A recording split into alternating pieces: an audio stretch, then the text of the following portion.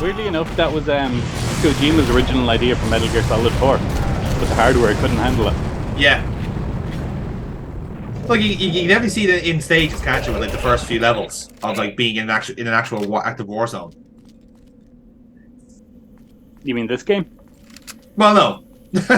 I meant I was referring to the actual when you were talking about the hardware being like, oh yeah, let's try and sneak through an active war zone. Yes, less. Yeah.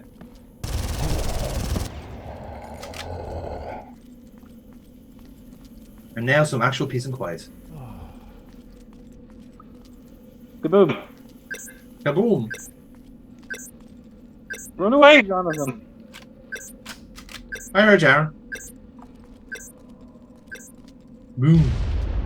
Ketamine first became available to Britain in the 1970s. Ooh.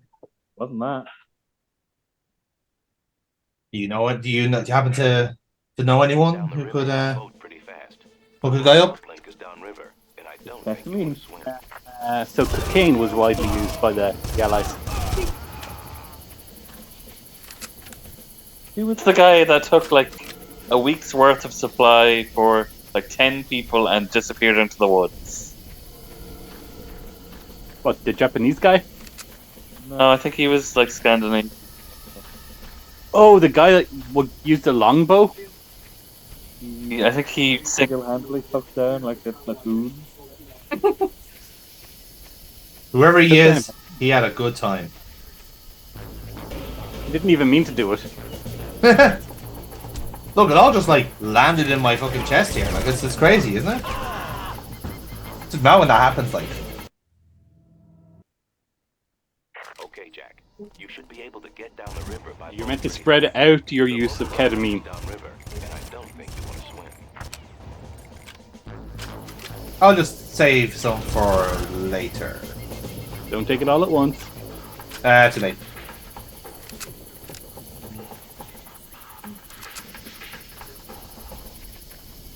Jonathan, you've tasted ketamine late this. No, I wouldn't say taste it. You have to get a nose for it more than anything else, really. Ah. Yeah. It is a bit of a technique to it, in fairness. There's a knack to it. And once you get the knack, like, it just becomes commonplace, really. And, yeah. I'm talking about your job, just that trip you went to Glasgow. Oh, we don't talk about that Christmas. Still, though, the memories will still remain. I wonder how that horse is doing now. Oh, he's dead. Well, I was hoping he fulfilled his dream of winning the Grand National.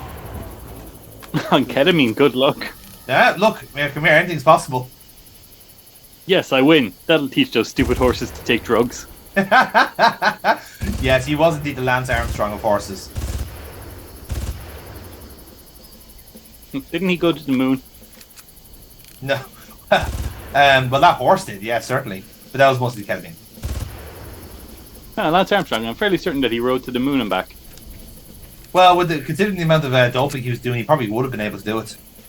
I'd say he was tripping balls, but that would probably be in bad taste. No, he was tripping blood, technically.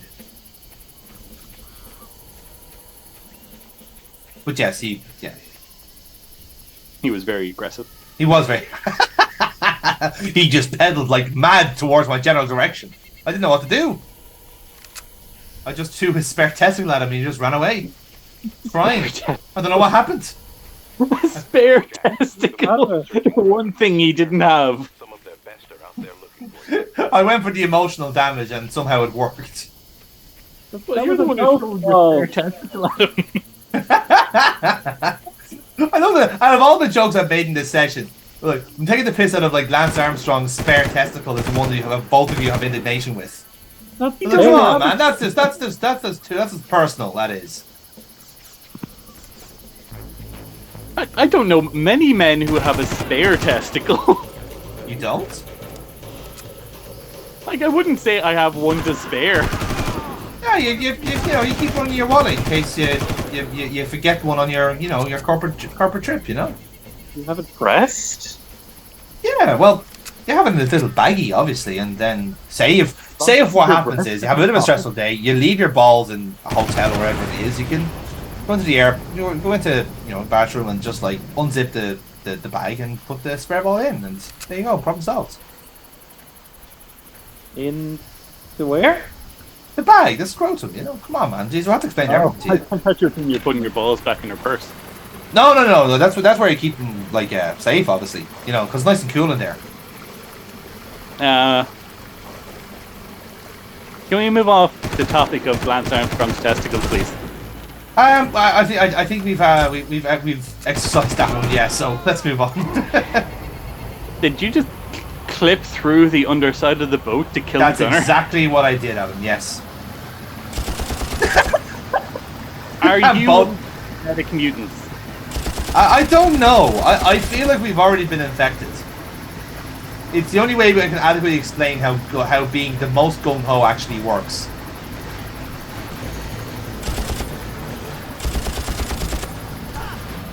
I mean, you do have lungs of steel. I do. But the gas thing is as well, by the way, like this is actually the quick way to get to the next part of the level. All the actual surrounding areas you can go down, you can drive down essentially. But if you're actually able to secure yourself a gunship, then you basically get to the end of this level quicker. Fun story, this was the intended route. Yeah, I do believe it was. If you can manage to, upgrade your rib to a gunship. To a dinghy. I'll dinghy you.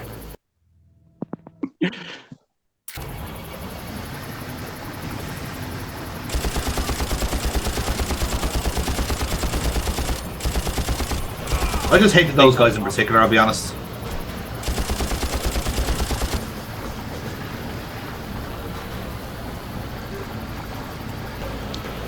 Noticing a distinct lack of gorillas in this foliage.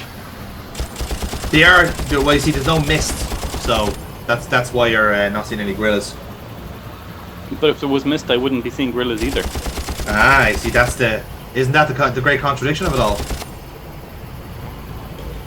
So confused. Don't be. There's no reason. There's no need to be upset.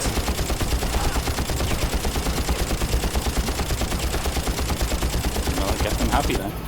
Yeah. There you A go. life without want is life for the simpleton. Indeed. And isn't that the life you want there? Why would I want a life without want? That's wanting for not wanting. That's a paradox. Isn't that what you wanted, though?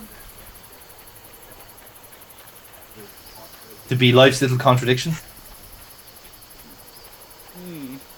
Does appeal to me. I just feel like we just get a bit kind of philosophical for this next part, I think, like, having this kind of subject matter is a nice little counteracting to killing a whole lot of meatheads.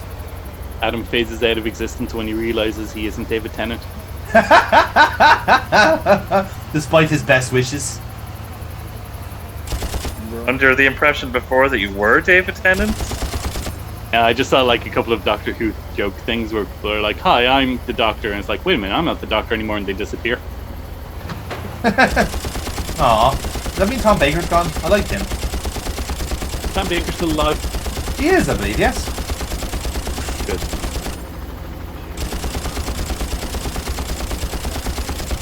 That helicopter went down a lot easier than the last one.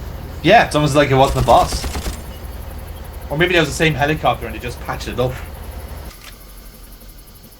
Survivor's bias. They put armor over the bits where the bullet holes were. Yeah, exactly, yeah.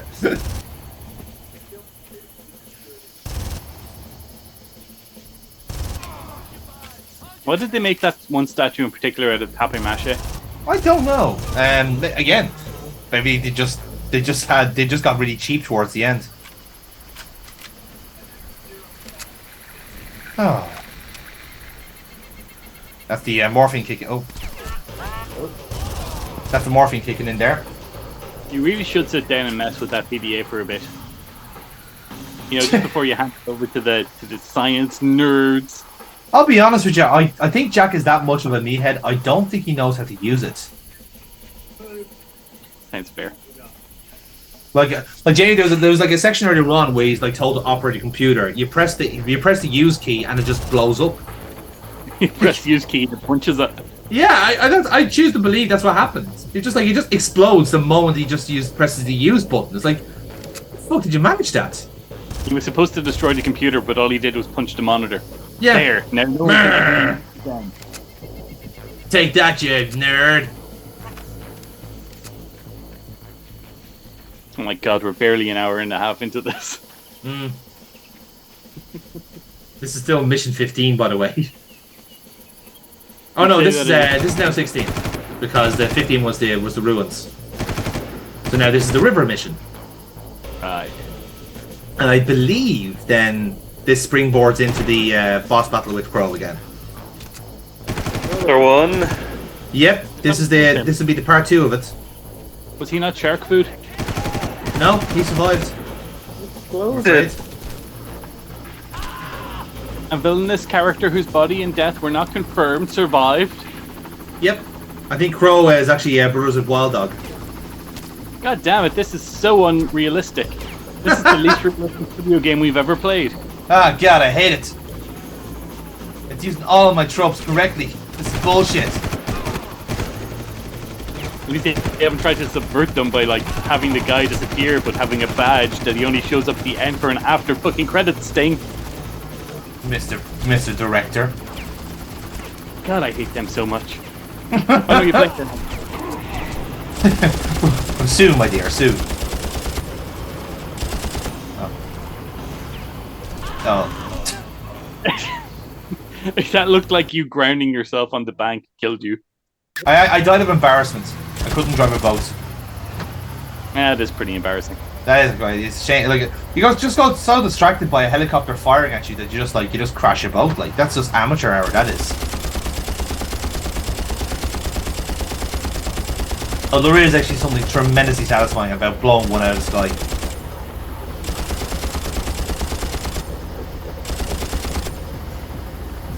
Okay. No, come back. I diving lessons with very liberal instructor in future then.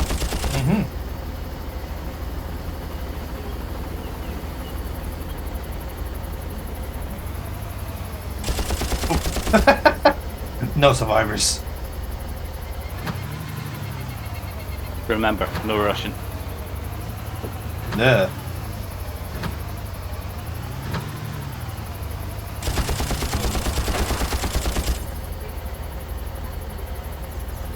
I don't know why I threw. I don't know why I threw a grenade there. I just did it for the crack. I was like, funny. Right, the dinghy or the gunboat? Which will you take? If you're playing hard modes, Gatling gun. Just the Gatling gun, no boat. Yeah.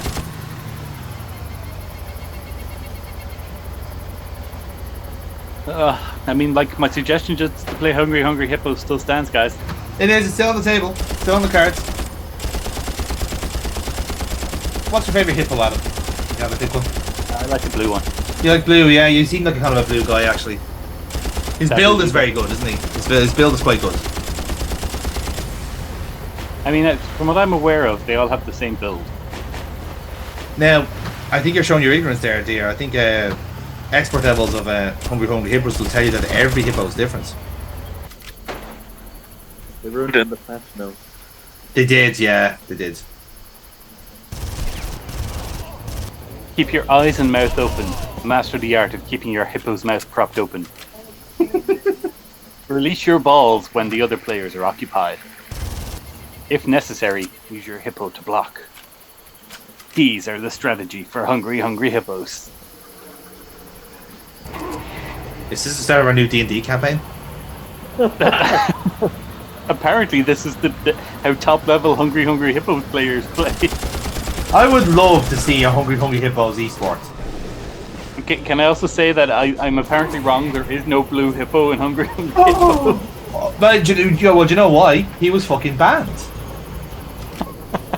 Come on, man. I must have had a knockoff version as a kid. An off-market Hungry Hungry Hippos. Yes, it's ravenous rhinoceroses. Ah. Rabid rhinos. I know it well.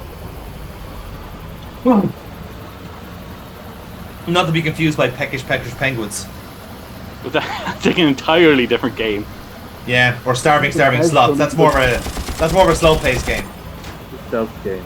Yeah, stealth game. Yeah. Why else would they all be in tuxedos?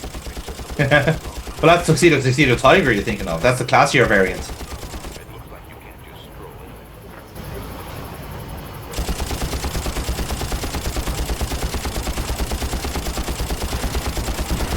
in. Everyone must die.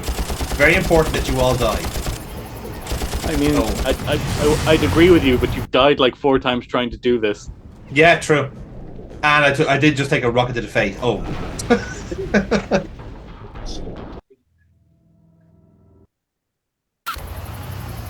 Here. I know it's such a lot. This one, the game is very inconsistent with the checkpoints because like you could turn a corner and it's a checkpoint, but like if you don't get across to the other end of the valley, then that doesn't count. Like it's very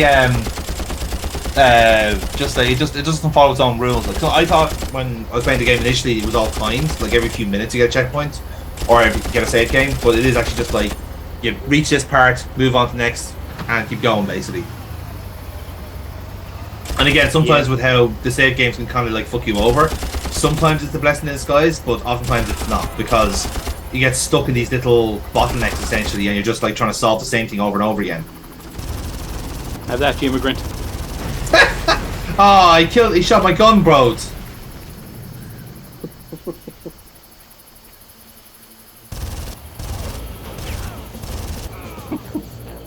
You thought the guy would have like kind of like done something about being shot there, but no, apparently not. Can we just talk about how poor the placement of that gun was? Yeah, Like, it's facing towards the back of a statue. Whichever way you come around that, you'd have to make an adjustment.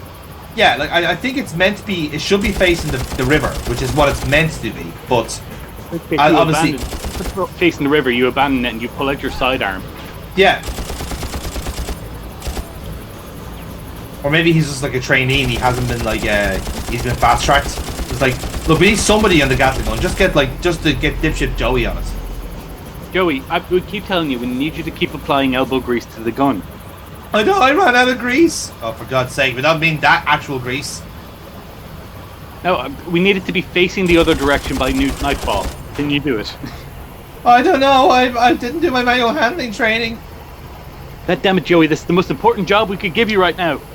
I'm sorry, but I'm just really nervous about having a Gatling gun. Like, my mom says I should start on handguns first. Tut, Joey. I want you to keep your hands on both of these triggers and not to take them off, even if some guy comes out of the woods and starts shooting you, okay? So if somebody just like say like comes out from behind the statue, could I shoot at him or just wait for you to come home? You know what? By that stage, you're already dead, kid. Oh, okay. Does that mean I get my military pension? No, I'm afraid that we're going to be spending that on rocket launchers for day and ship here. Can you at least name one of the rockets after me? No. Goodbye. Oh, okay. And thus end the Ballad of Dipshit Joey. Good night, everybody. God, we need to write our own fucking dramas to get through this game. I know. But is that though half the fun of these shitty fucking sandbox games? It's like they basically follow like the story of one guy trying to navigate his way through like the deadliest fucking city in the world. That one red shirt who managed to avoid being run over 8 times was really impressive. Yeah, exactly. I would genuinely love to design a game where you actually are living in a sandbox world, but you're not the main character.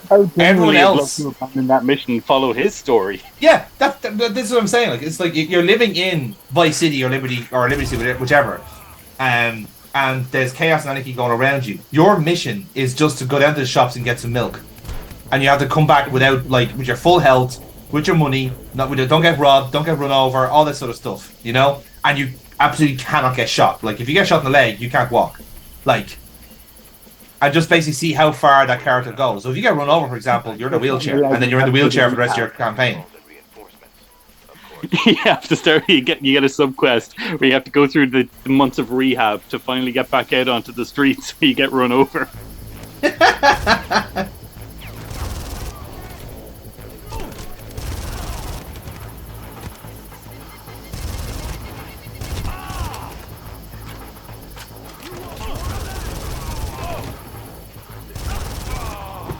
So now we're in a boss battle, gentlemen. Oh, we're in a battle now, are we? We are. So Crow is amongst these elite mercenaries that we have to kill. Now this kind of is not adequately explained because basically you have to kill all the mercenaries and then upload the GPA to the satellite that's at the far end of that point. Okay. So I think in either this attempt or the final attempt, I actually do get to the satellite, but it won't like actually click in because there's one soldier still on the field. Right. Can I just pull you up on a bit of grammar there? When you say this attempt or the final attempt, I think you kind of gave away the game as to which attempt worked. I honestly can't remember. I'm nearly sure I did this one in 2 goes, but I just can't recall because there was a lot of levels in this fucking game. So What you're saying is You did it until you finished. oh no, it is actually this. It is this attempt. It is this attempt. Just check there. There's very little meat in these gym mats.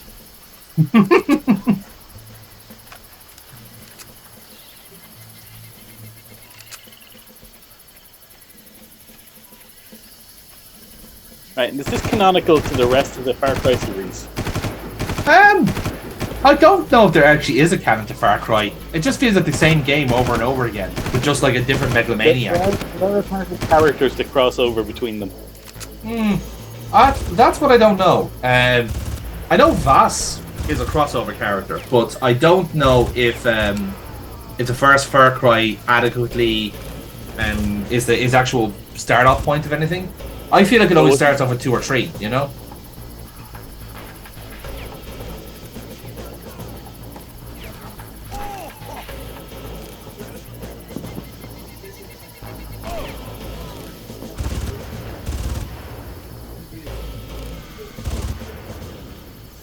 Let's see. I like how Aaron's just casually watching the news behind us. I have to get. entertainment. Okay, so apparently Jack Harper is actually in some of the other games. Yeah, so he is in this obviously first game as himself, and then he is in the game Far Cry Instincts, which I think is a remake of this game here. Okay. And then he is referred to in the 4th Far Cry game as basically the boatman.